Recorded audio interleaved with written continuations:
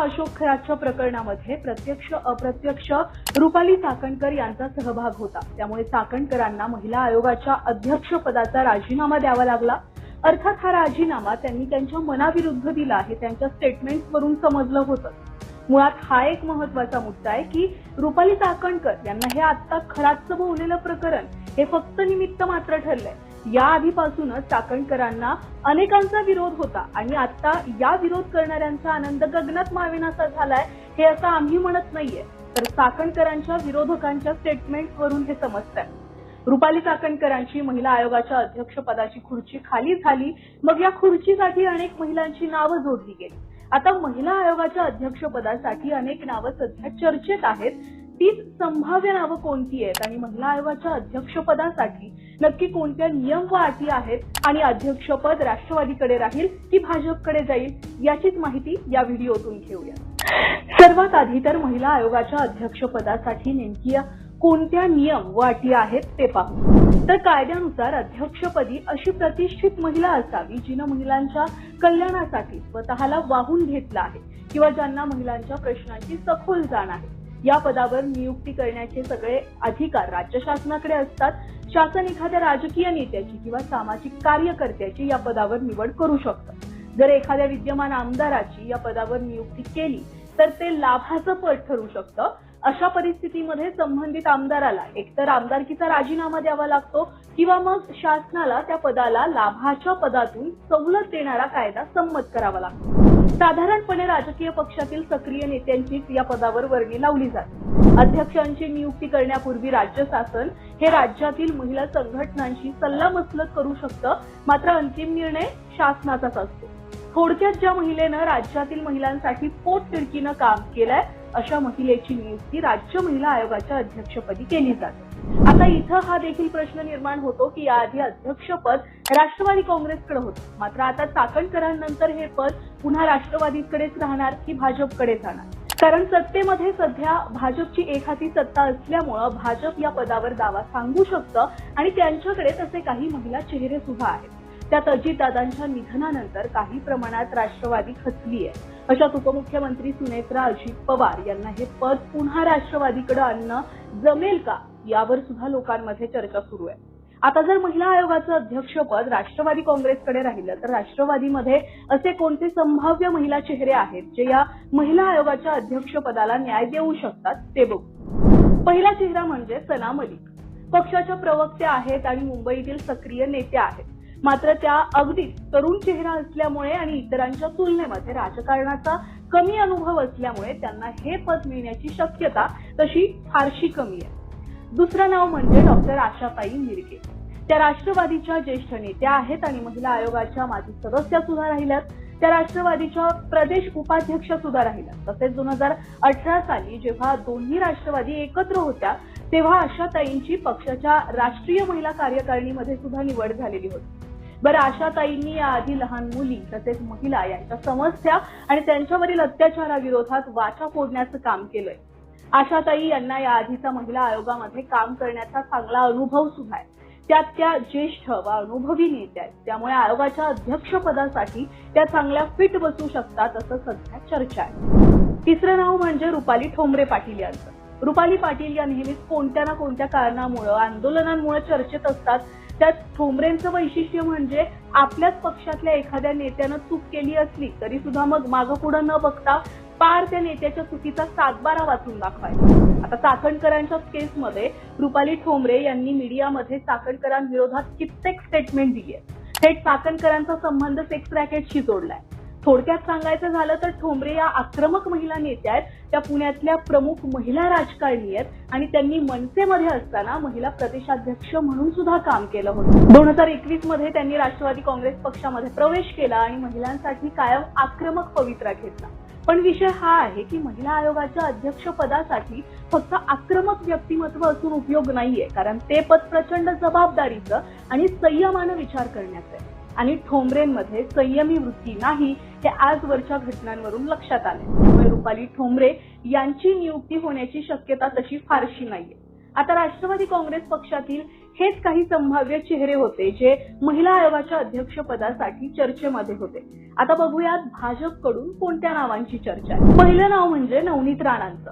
नवनीत राणा या माजी खासदार राहिल्यात. रुपाली चाकणकर यांच्या एक्झिटमुळे रिकाम्या झालेल्या या महत्वाच्या घटनात्मक खुर्चीवर नवनीत राणांसारख्या आक्रमक नेत्याची वर्णी लागण्याची शक्यता वर्तवली जाते. हनुमान चालीसा प्रकरणापासून संपूर्ण देशामध्ये चर्चेत आलेल्या आणि आपला प्रखर हिंदुत्ववादी अजेंडा अगदी स्पष्टपणे मांडणाऱ्या नवनीत राणा यांची प्रतिमा एक फायरब्रँड नेत्या म्हणून आहे. विदर्भातील एक वजनदार आणि प्रभावशाली महिला नेत्या म्हणून त्यांचा संपूर्ण देशातील टॉप महिला नेत्यांमध्ये नाव घेतलं जातं. त्यांची प्रखर हिंदुत्ववादी भूमिका आणि जनसंपर्क आगामी काळामध्ये महिला आयोगाच्या माध्यमातून राज्याच्या कानाकोपऱ्यामध्ये पोहोचवण्यासाठी भाजपकडून ही मोठी खेळी खेळली जाऊ शकते आणि राणांना हे पद दिलं जाऊ शकतं. दुसरं नाव आहे ते म्हणजे चित्रा वाघ यांचं. चित्रा वाघ या अनुभवी महिला राजकारणी आहेत, आक्रमक पण आहेत, तितक्यात संयमी आहेत. आता भाजपमध्ये असलेल्या वाघ या आधी राष्ट्रवादीत होत्या आणि महिला प्रदेशाध्यक्ष सुद्धा होत्या. वाघ यांनी कायमच महिलांच्या समस्यासाठी आवाज उठवलेला. मग संजय राठोड यांचं प्रकरण असो किंवा राज्यातील एखाद्या मुलीवर झालेली बलात्काराची घटना असो, वाघ कायम महिला असुरक्षिततेबाबत डरकाळी फोडत आल्या. पण मुद्दा हा आहे की भले चित्रा वाघ या पदासाठी फिट बसत असतील सुद्धा, पण सध्या त्या विधान परिषदेच्या आमदार असल्यामुळे या पदावर येण्याची शक्यता कमी आहे. कारण कायद्यानुसार एकतर त्यांना आमदारकी सोडावी लागेल, नाहीतर पदाला मुकावं लागेल. आणि वाघ इतक्या सहजासहजी त्यांची आमदारकी सोडतील असं सध्या तरी वाटत नाही. आता राष्ट्रवादी आणि भाजप यांच्या व्यतिरिक्त आणखी काही महिला सामाजिक कार्यकर्त्यांची नावं चर्चेत आहेत. त्यातलं पहिलं नाव म्हणजे तृप्ती देसाईंचं. देसाई या भूमाता ब्रिगेडच्या संस्थापक आहेत आणि त्यांनी अनेकदा महिला हक्कांसाठी आक्रमक भूमिका घेत आंदोलनं सुद्धा केली आहेत. याच आंदोलनांपैकी एक महत्वाचं आंदोलन म्हणजे 2016चं शनी शिंगणापूरचं आंदोलन. शनी शिंगणापूर मंदिरातील चौथाऱ्यावर महिलांना प्रवेश बंदी होती. देसाई यांनी या प्रथेविरुद्ध मोठं आंदोलन पुकारलं. अनेक वेळा अडवण्यात आल्यानंतर सुद्धा त्यांनी लढा सुरू ठेवला आणि अखेर मुंबई उच्च न्यायालयाच्या आदेशानंतर आणि त्यांच्या सकतच्या पाठपुराव्यामुळे 400 वर्षांची परंपरा मोडीत निघाली आणि महिलांना शनिदेवाच्या चौथाऱ्यावर जाऊन दर्शन घेण्याचा अधिकार मिळाला. याच आंदोलनाप्रमाणे इतर सुद्धा कित्येक आंदोलनं त्यांनी महिलांसाठी केली आहेत. बरं, आताच्या खराब प्रकरणात सुद्धा देसाईंनी स्टेटमेंट दिलंय की हे प्रकरण आधी माझ्याकडे आलेलं आणि त्यानंतर मीच त्या अत्याचार झालेल्यांना मुख्यमंत्र्यांपर्यंत पोहोचवलं.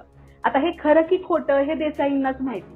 पण कसं आहे, म्हणतात ना, जिंकल्यावर त्याचे दावेदार जास्त जण असतात आणि त्यातलाच हा एक प्रकार आहे. देसाईंनी महिलांसाठी काम केलं असेल, ते आक्रमकही आहेत, पण त्यांना माध्यमांमध्ये प्रसिद्धी मिळवण्याची हौस आहे असे आरोप लोकांकडून होत आहेत. आणि महिला आयोगाचं पद हे फक्त ग्लॅमरसाठी नाही हे देसाईंनी समजणं महत्वाचं आहे. दुसरं नाव म्हणजे डॉक्टर ज्योती मेटे यांचं. ज्योती मेटे या विनायकराव मेटे यांच्या पत्नी आहेत. विनायकरावांच्या अपघाती निधनानंतर शिवसंग्राम संघटनेची धुरा सांभाळण्यासाठी त्यांनी शासकीय नोकरीचा राजीनामा दिला आणि सार्वजनिक जीवनामध्ये प्रवेश केला. विनायकराव मेटे यांचा मराठा आरक्षणाचा अपूर्ण राहिलेला लढा त्या पुढे नेण्याचं काम करतायत. आरक्षणाच्या प्रश्नावर त्या अनेकदा राज्य सरकारशी संवाद साधताना सुद्धा दिसतायत. त्या प्रामुख्यानं बीड जिल्ह्यामधील राजकारणामध्ये सक्रिय आहेत. आगामी विधानसभा किंवा स्थानिक स्वराज्य संस्थांच्या निवडणुकीमध्ये त्यांची भूमिका महत्वाची मानली जाते. म्हणजे प्रत्येकच विधानसभा किंवा स्थानिक स्वराज्याच्या निवडणुकीत अनेकदा त्या अजित पवारांच्या व्यासपीठावर सुद्धा दिसतात. अभ्यासू व्यक्तिमत्व आणि सुसंस्कृतपणा तसेच समाजाशी जोडलेली घट्ट नाळ आणि महिलांसाठीचं असलेलं काम यामुळे ज्योती मेटे यांना सुद्धा हे पद दिलं जाऊ शकतं असं आता बोललं जातंय आणि बीड मधून तशी मागणी सुद्धा आहे. आता बघा, या सगळ्या महिला नेत्यांची नावं सध्या महिला आयोगाच्या अध्यक्षपदासाठीच्या खुर्चीसाठी चर्चेत आहेत. त्यात भाजपला धक्कातंत्र देण्याची जुनी सवय.